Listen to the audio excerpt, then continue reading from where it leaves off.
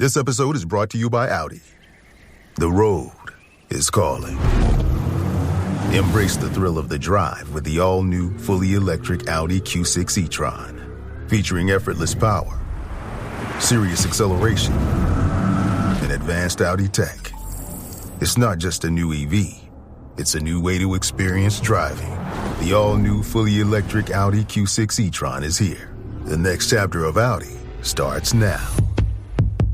I can say to my new Samsung Galaxy S25 Ultra, hey, find a keto-friendly restaurant nearby and text it to Beth and Steve. And it does, without me lifting a finger. So I can get in more squats anywhere I can. 1, 2, 3. Will that be cash or credit? Credit. 4. Galaxy S25 Ultra, the AI companion that does the heavy lifting so you can do you. Get yours at Samsung.com. Compatible with select apps. Requires Google Gemini account. Results may vary based on input. Check responses for accuracy. Hey, Fidelity. How can I remember to invest every month? With the Fidelity app, you can choose a schedule and set up recurring investments in stocks and ETFs. Oh, that sounds easier than I thought. You got this. Yeah, I do. Now, where did I put my keys? You will find them where you left them. Investing involves risk, including risk of loss. Fidelity Brokerage Services, LLC, member NYSE, SIPC.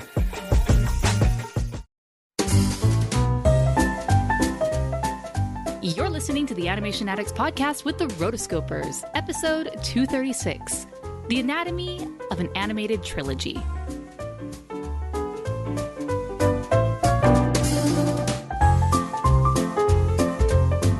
Welcome to the Animation Addicts Podcast with the Rotoscopers, the number one place to get your animation fix with animation addicts just like you.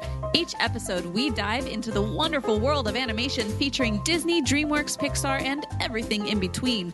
From hilarious discussions and movie reviews to interviews with industry insiders, this show's mission is to brighten your day through our love of animation. So hop on your nerdy couch, grab some snacks, and get ready to hang out with your animation besties because it's time to dive into today's episode. Hey there, animation addicts. I'm your host, Chelsea Robson. And I'm Morgan Stradling. We just got done talking about the third and fourth installments of the Hotel Transylvania. Mm-hmm. And we had one of those sparks of inspiration of like, hey, this is something we need to dig into because there aren't that many animated films that have a trilogy or more. And we thought, why don't we go about these and decide, rank, just talk about our favorite trilogies in animated films. Yeah, initially I was thinking, okay, let's talk about sequels and trilogies and kind of lump them in together. But there are so many animated films that have sequels that it would just kind of make this discussion a little bit muddy. So I made it even more specific and decided, hey, let's talk about trilogies, because if a franchise makes it to a trilogy, it's really doing something right, in theory. And so with that, this gives us a small enough list to discuss, but it also is just a really interesting discussion of, if a movie gets to this point, what makes it good and what makes it bad? Because there are some really great trilogies out there. I'm going to spoil it, the Toy Story trilogy. And yes, some of these do have, fourth or fifth films. So if it has at least a trilogy, we're going to talk about it. And we will maybe discuss the other films in the franchise. But then there are also some trilogies that just exist and are really, really bad. And we will talk about those as well. So before we jump into that, I wanted to showcase one of our newest 5-star reviews, and that is from Jazz Capri. And Jazz Capri says, my favorite animated podcast. I have been following the website and listening to the podcast for years. I love listening to the hosts who love animation as much as I do, talk in depth about movies. It's always fun, never boring, and they bounce off each other so well. I love this podcast. Why, thank you, Jazzy Capri. We love you. We love you. And I'm just amazed right now. Before we jump into our discussion, I cannot believe that we're hitting 10 years. Oh, yeah. That just blows my mind. Right. Very, very mind-blowing. It feels like we just started, yet it feels so long at the same time. Very paradoxical. Right. All right. So let's jump into this, shall we? Let's. Here at the Almond Joy Factory, where tropical vibes abound, we use soft, fresh-tasting coconut. The crunchiest almonds and delicious chocolate candy. Ah, but do you know what our most important ingredient is? Sometimes you feel like a nut. Sometimes you don't. Almond Joy's got nuts and something even way better than that. Yes, Almond Joy is made with almonds and joy.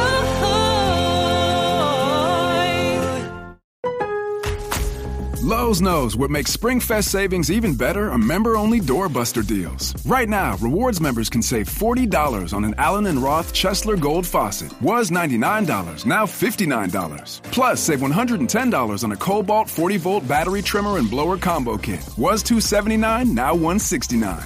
Lowe's, we help, you save. Valid through 3/24 while supplies last. Program subject to terms and conditions. Details at lowes.com/terms. Subject to change. Good night, itchy eyes. Good night, sudden sneeze. Good night to your symptoms of allergies. Zysol is the allergy medicine you take before bed. It provides powerful relief while you rest your head. Not just all night, but all the next day. Zysol keeps working, keeping allergies at bay. And without those annoying symptoms disturbing your rest, you can wake up the next morning feeling your absolute best. Remember, be wise all. Take Zysol. At night. All right, so before we get started, I've kind of broken down the anatomy of a great trilogy. But before I do, I want to just mention a list of some of the animated trilogies that we're going to be talking about. Now, obviously, this isn't a full list. This is just what we kind of came up with initially. It's mostly if the films have been theatrically released. There's a ton of trilogies, for example, that Disney has done. And so some of those are on our list and some aren't. For example, the Lion King trilogy, we put that on here. Whereas the Peter Pan trilogies, we didn't. What about Aladdin? Aladdin. I got to put Aladdin. Hold on. Okay. If we're adding Lion King, we got to add Aladdin on the list. Okay. So as you can see, it's kind of amorphous. It's kind of however we feel. But let me give you our top 11, and then I have a few asterisks underneath. And we'll go from there. So Toy Story, and these are in no particular order. They're not necessarily ranked. They're just, we were spouting them off. So Toy Story, How to Train Your Dragon, Kung Fu Panda, Cars, Ice Age, Madagascar, Despicable Me, Hotel Transylvania, Shrek, Pokemon, the Lego Movie, and now our, subcategory, the ones with kind of the asterisk next to it. We like it, we wanted to talk about it, or we don't like it, or whatever. The Swan Princess, The Lion King, Aladdin, and Wallace and Gromit. So Wallace and Gromit were like, it's not really a trilogy, but there are multiples of those movies, so it's definitely a franchise. So I don't know. That's why we're kind of like, yeah, you deserve to be on the list, so we'll go from there. But I still think Land Before Time deserves at least a mention. Well, okay. Throw The Land Before Time on there. The first one was theatrically released, and then, then they went downhill from there. Crazy, want to come with I think 17 or 18 different sequels at this point. So let's lead with that. So there's the good trilogy and franchise and the bad. And usually the thing that's going to take a trilogy and spark a trilogy is a really great first film. I think a majority of these films were never envisioned to be a trilogy. Versus some films that are based on books, and there was always a trilogy in mind. For example, The Lord of the Rings, that was always envisioned to be a trilogy, right? And it's very, very good example of a trilogy. But I feel like the majority of these animated films, it was more of a one-off idea that they had. Toy Story, Lion King, Aladdin. And then it proved so successful and so popular that then they moved into making more films. Do you agree? I agree. How to Train Your Dragon was not. Yes, good call out. I believe Kung Fu Panda was not. Mm-hmm. Okay. And that's all I got. Okay, cool. So it's interesting that for the most part, they start off standalone and then move into trilogy. And I think what really makes the anatomy of a great trilogy is having that vision of where you want this to go, right? It needs... sometimes the trilogies go bad because they just feel cobbled together and kind of just, they feel separated from each other. You just have an idea and you just throwing things at the wall because you need to get a movie out there. And that's not great. And another thing is the 3-act structure. I think that's one of the most important things. You know, we've discussed the 3-act structure in movies and how important it is to help drive a film and make it feel like it's going somewhere, and then it has this relief and this closure at the end. The Western 3-act structure is really, really great for that. And likewise, you can apply this to multiple things, and I think you can apply it to a trilogy. So if you have an original movie and then you're going to broaden it out to a sequel or a threequel potentially, I think it's really important that the filmmakers, even if you're just making a second film, take a step back and think, okay, well, if this is part 2 of 3, potentially, even if it never happens, where does this go? Where are these 3 movies eventually going to take us?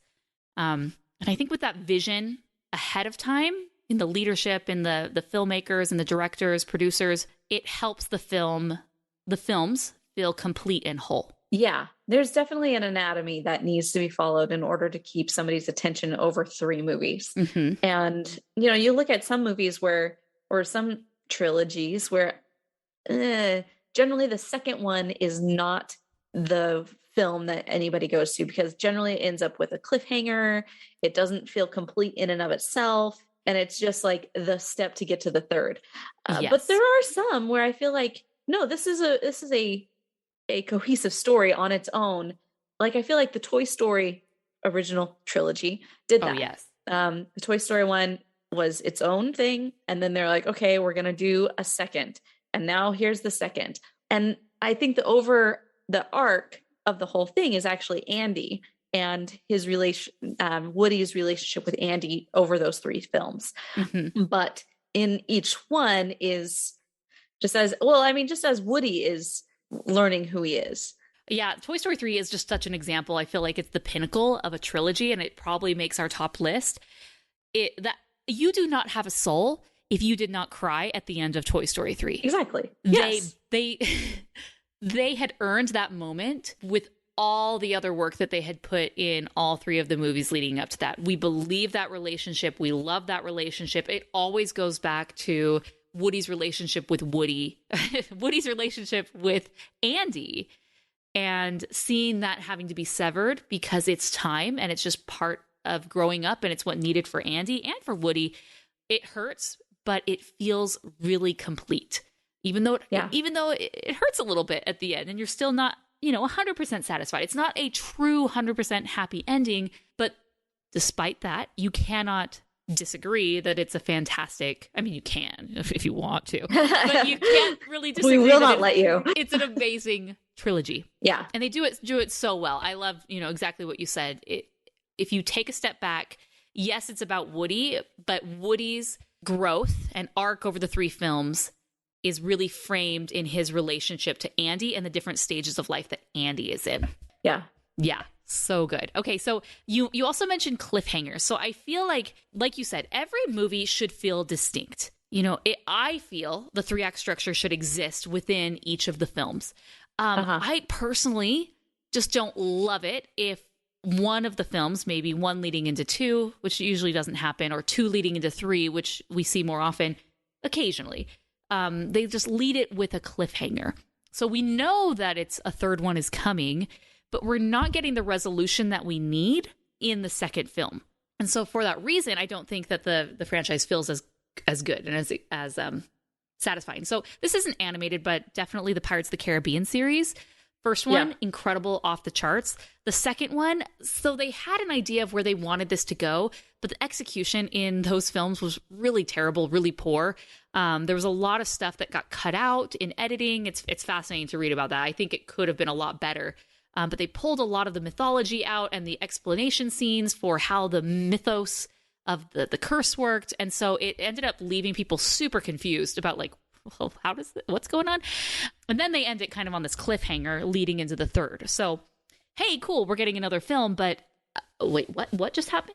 So I feel like that's an example of not necessarily doing it well. And if you talk to people, they don't really have that great of things to say about that trilogy. I don't know people, and I'm I try to be Team Pirates of the Caribbean, but even me, when I watch the second and the third one, it just doesn't have the gusto and the excitement that the first one had, and I just don't love it. I really want to, but I just don't. I'll watch the first one all you want. I think it's because, they meant it to only be a first one.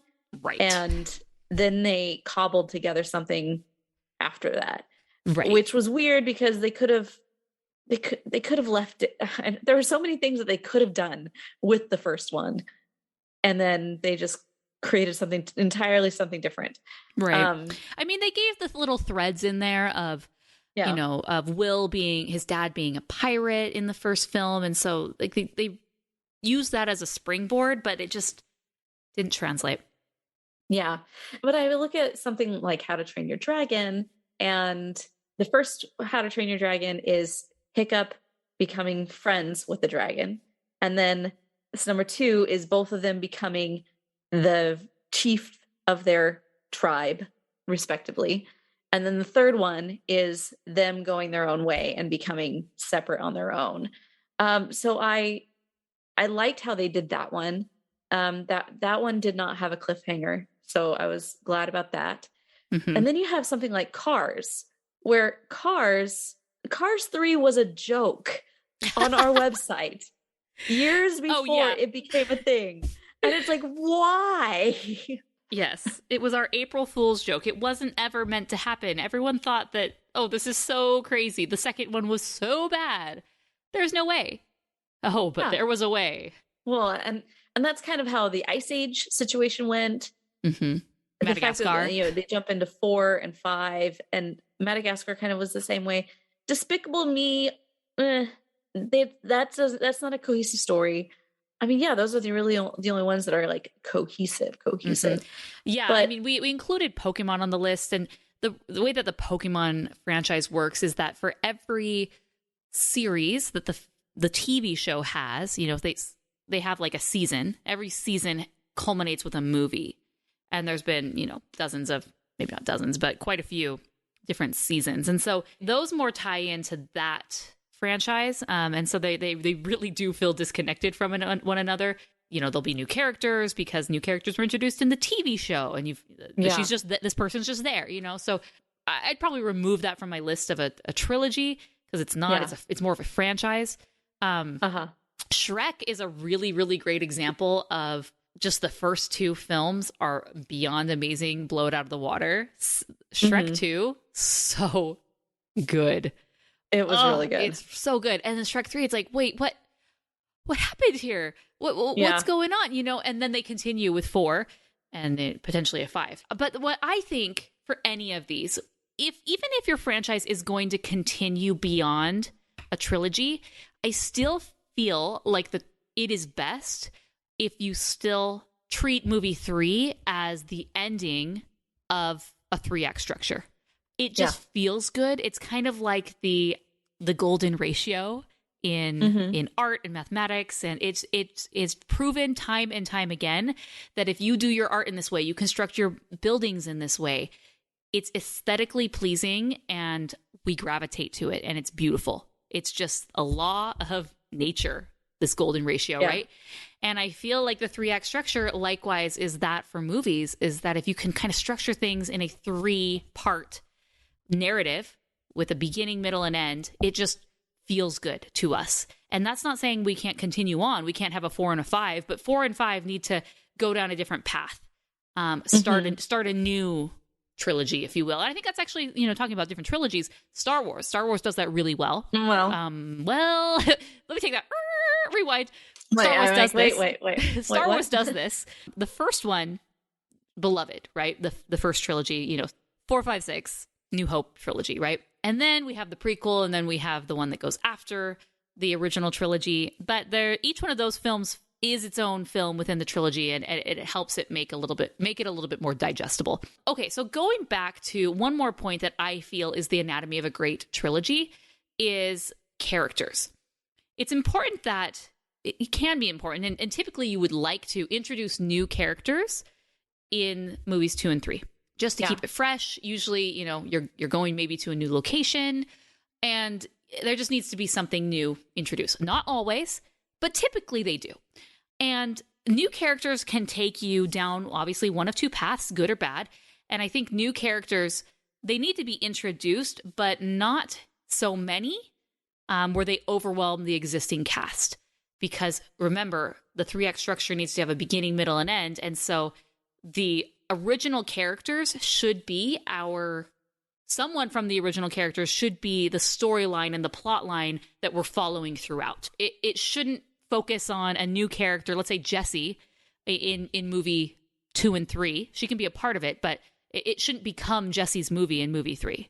It would feel disconnected and it wouldn't feel satisfying. You know, it's about Woody and Andy, and we see them throughout. In How to Train Your Dragon, it's about Hiccup and Toothless, and we see them throughout, right? In Kung Fu Panda, it's Po, we see him throughout. So definitely you want to encourage and have new characters. It's the spice of life, if you will, but sometimes people are so excited to have a brand new cast of characters that the existing cast gets lost. And I think a good example of this one is in Toy Story 4. It's not necessarily, trilogy, but in the 4th movie, they by this point we have quite the cast of characters, and it's really frustrating because we love some of these characters a lot and they just get pushed to the side. Jessie, who is a doll, literally, and Bullseye just kind of hang out in the RV, and they don't really have much Buzz. To do. And Buzz is part of, I'd say, important too. But again, this is the 4, so yes, maybe by movie 4, we're focusing on a new cast of characters. They bring back Bo Peep. But as an audience member, I felt very disappointed and sad that I didn't get to see those characters that I loved. And because they had to make room for Gabby Gabby and all of these other people that you just couldn't focus on 20 characters. Right. And, so I personally, how I feel about Toy Story 4. I don't love it. Right. It's not good. I hated it. And I think that's one reason. People you had grown to love at that point in time just get shoved in the corner for kind of no apparent reason. Yeah. Other than we can't focus on everyone, which I get. Yeah. I mean, looking at, let's go to the Lion King, Aladdin. Let's talk about Aladdin. Yeah. Let's talk about Aladdin because, we gotta. So you have the very first one that comes out, and then, it started the sequel train. It was basically the granddaddy of all direct to video craziness. And so you had the second one, and that one was not great, obviously. And then it moves back and goes to the third one because people were so ticked off about the second one. And the third one, I love. King of Thieves is one of my absolute favorites of the, if I'm going to put together a trilogy or something, like if that one were canon, which I consider it canon, I see that one as interesting because they almost did it because they had to save it. When you look at all these other movies, and if they add a third because they want to continue it, like they want to, keep milking that cash cow. But this one, they're like, no, we've got to make this better because otherwise people will hate us. And I appreciated that. So the Aladdin series is an example of not a good trilogy, not a bad trilogy. And it really stems on the fact of Return of Jafar. Return of Jafar does a ton of things wrong that cause it to not fall in the world of the greats. And this happens with movies from time to time, where when they have a sequel, they, instead of coming up with something new and exciting, they just bring back the old. And so we talk about, hey, you need new characters introduced. But on the polar opposite of that, we're going to introduce no new characters, no new plot lines, really, because we know what works. And they do that with Jafar and Iago, essentially, being the bad guys. Is Iago the bad guy in the second one? He goes back, he's a kind of, turncoat, kind of. Yeah, so, but mostly Jafar. Jafar, he was captured, he was done with 10,000 years in the Cave of Wonder to chill you out. And then he's back, right away. So the big payoff and all the hard work that Aladdin had done in the first film is totally unraveled. And it's like, oh, well, here's Jafar. He's a genie, yeah, but he's still doing genie stuff, or he's still doing Jafar shenanigans.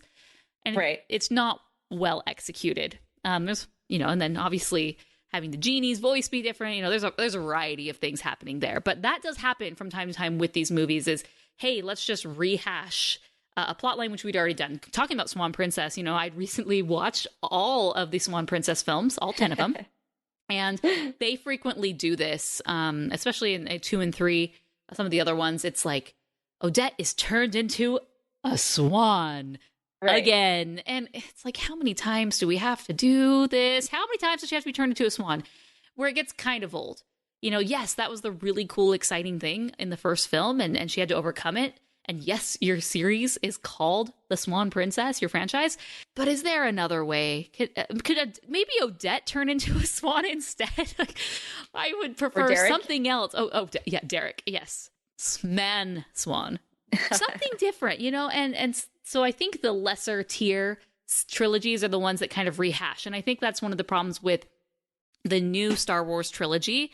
Is with Rey, is the movie 7 was just a rehash of movie 4. It's like, really, we're building the Death Star again?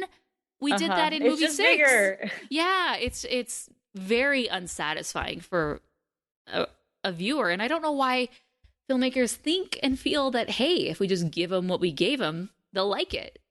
And most of the time, people don't. Well, and I mean, I would say that is the same thing with The Incredibles 2. It just was a story swap. Instead of being Bob's, now it's his wife's story, but he didn't like change how the main character like handled the problems that came at them. It's the same story. Mm-hmm. It didn't extend on individual characters and what their motivations are and what their fears are, what their misbeliefs are. And I think that's also an issue too, is when you don't have really developed characters and you just kind of feel like anybody would do this. It doesn't matter what happens until you know why it matters to that person. Mm-hmm. Yeah, totally agree. And I you look at something like Ice Age. I don't know what to say about Ice Age. Like, it's episodic.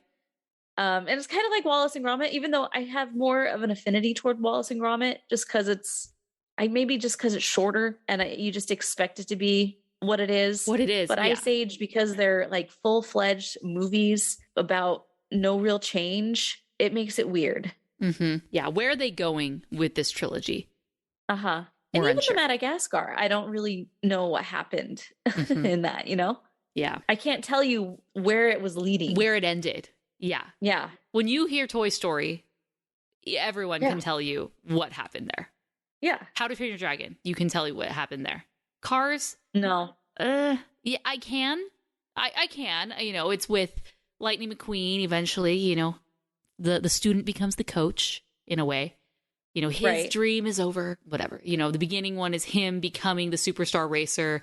The second one is racing again, but international. And the third one is him coming to grips with your career ending and having a new phase of life. Yeah. So it is a little bit slightly more satisfying than some of these other ones, but don't love it.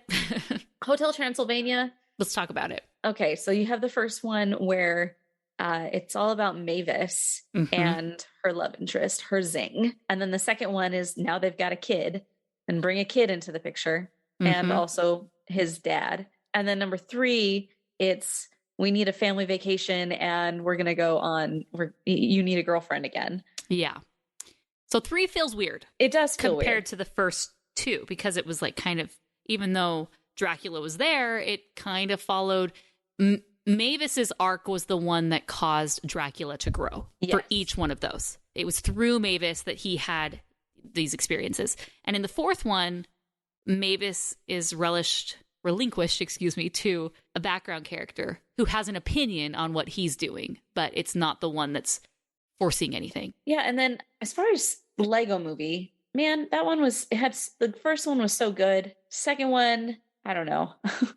That's another one that I'm like, I don't know where that ended. Well, and then there's the Batman Lego movie and the Ninjago, so it's not necessarily a trilogy. It's more of a franchise at that point. Because even though the third one includes characters from the first, which is Lego Batman, it's not the story of Lego Batman in the first 2 films. He just happens to be there, and is a character. So is that a difference between the trilogy and the franchise then?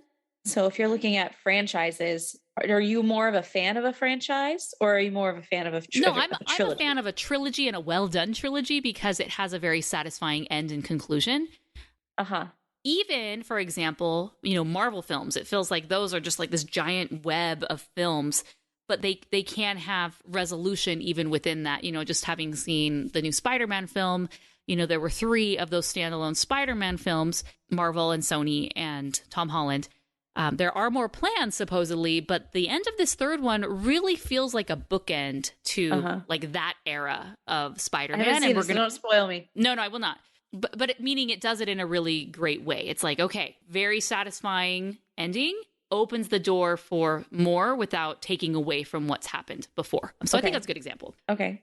So really kind of just breaking it down, it feels like a good trilogy needs to have one main character who we're following its arc. And we've discussed different examples of where they started that and then they kind of drop it. Hotel Transylvania. It's still about Dracula, but it kind of gets weird.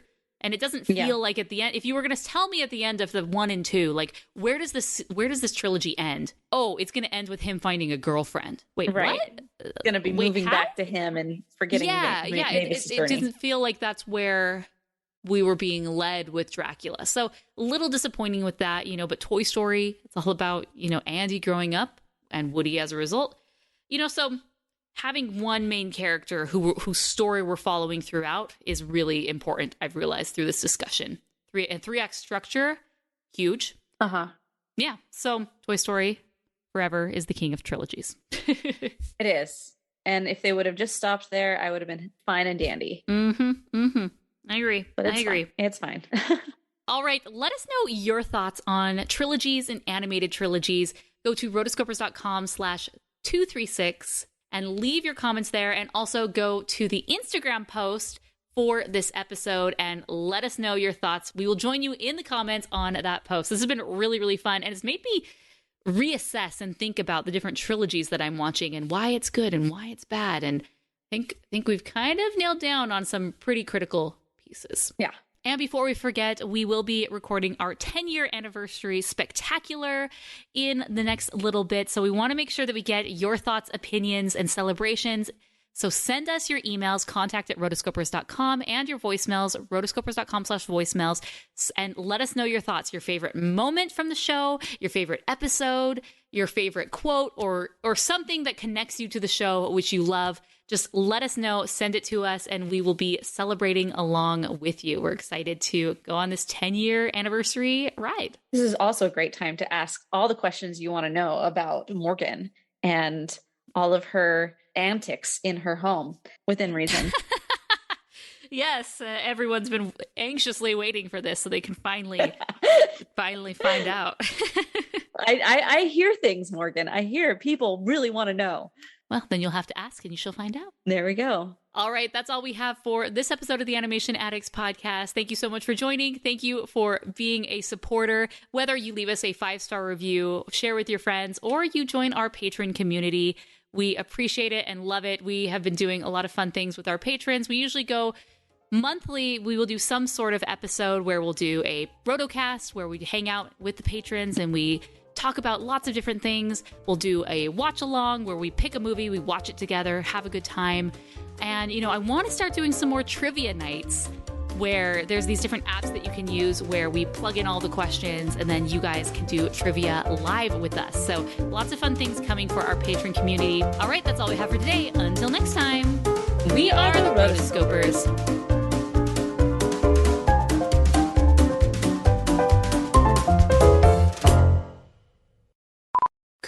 Coolio. Okay, so we have 4. Wait. No. You've been listening to the Animation Addicts Podcast. If you enjoyed this episode, don't forget to subscribe and be sure to leave us a 5-star review. We're available on Apple Podcasts, Spotify, and wherever you listen to podcasts. And if you want to help spread the word, be sure to share the podcast with your friends on social media. Just don't forget to tag us at Rotoscopers on Instagram and use the hashtag Animation Addicts. For all the links and full show notes for this episode, go to rotoscopers.com/podcast. Now, if you still can't get enough for your animation fix, be sure to subscribe to us on YouTube and visit rotoscopers.com for more animation news, reviews, and interviews. Thanks for listening.